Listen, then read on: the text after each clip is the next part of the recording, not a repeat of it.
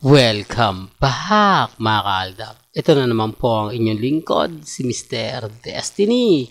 At magbibigay po tayo ng pinaka-moment o bonding moment ng pamilya Polcarson mga kaaldab. Sabi ko nga po sa inyo, pagtatapos nga trabaho ni Alden, kahit pa paano nakapag-bonding moment siya.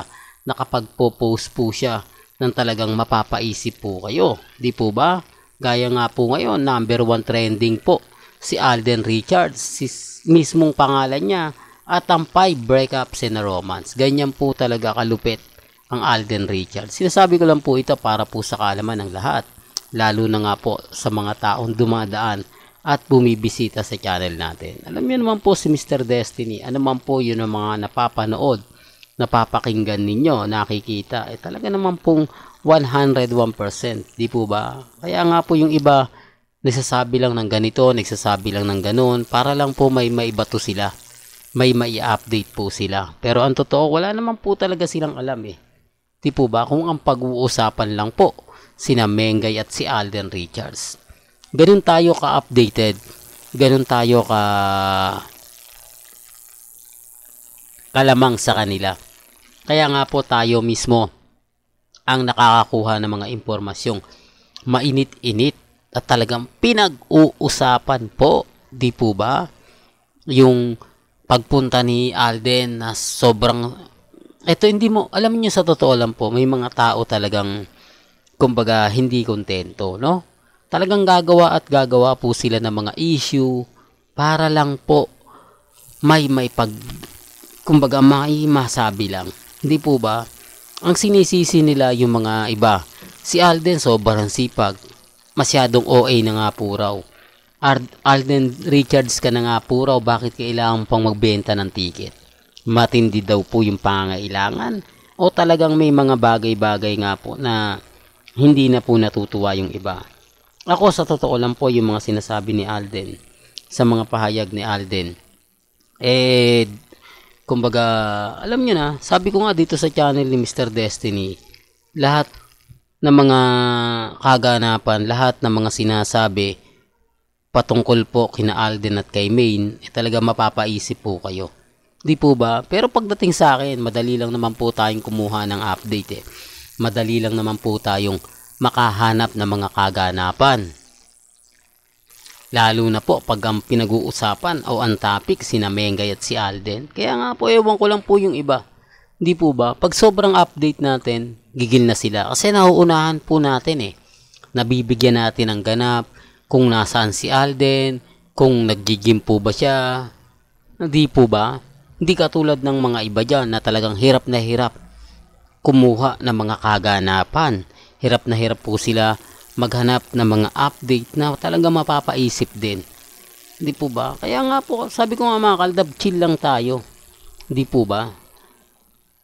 Doon sa mga nagsasabi na fake news ka Mr. Destiny, lahat ng mga gusto mong sabihin, lahat ng mga pinapaliwanag mo, lahat ng mga sinasabi mo hindi totoo. Normal lang po yun. Sabi ko nga dito sa channel ko, pag pumunta kayo, may kita nyo naman po, di po ba? Mababasa ninyo. Pabor man o hindi, kailangan updated kayo. Yun ang masakit doon mga kaaldab na hindi po nila magawa. Kasi kapag may balita, pabor na pabor sa Aldab, hindi po nila ibabato. Kaya nga po ng kay Ogie Diaz, hindi talaga nila binabato yun. Kasi dismayado rin sila Kasi ang cute nga talaga ng bata. Kamukhang kamukha po talaga nila Mengay at ni Alden Richards. Ipopost pa po ba nila yun? Kaya nga sinasabi ko mga kaaldab, hindi talaga nila ipapakita. Bukod sa mapapatanong talaga, di po ba? Yung tipong, si Mengay ba to? Nung bata pa? Si Alden Richards kaya to? Nung maliit pa? Yung tipong ganon. Tapos sabihin nila kasi kahawig lang. Kasi nagkataon lang na cute yung bata, tapos may dimple, tapos hindi po ba?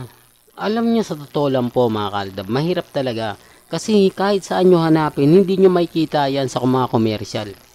Tapos sasabihin nila na may komersyal daw po yung bata, model daw po yung bata, okay lang naman po. Di po ba? Hindi naman po tayo namimilit Ang problema lang, ebidensya at resibo. Wala po silang mapakita o hindi po nila mahanap kung meron man sa mga sinasabi ni Ogie Diaz. Madali lang naman po kung gugustuhin. Bakit nga po hindi sila hinahanapan ng resibo? Bakit hindi hinahanapan si Ogie Diaz mismo na mga R-main at main fanatics? Pakita mo yung commercial ng bata, pakita mo yung kung bakit naging model yung bata, kung ano yung minomodelo niya.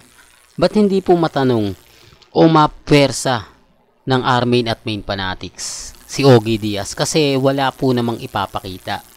Wala naman pong katotohanan na model yung bata. Hindi po ba?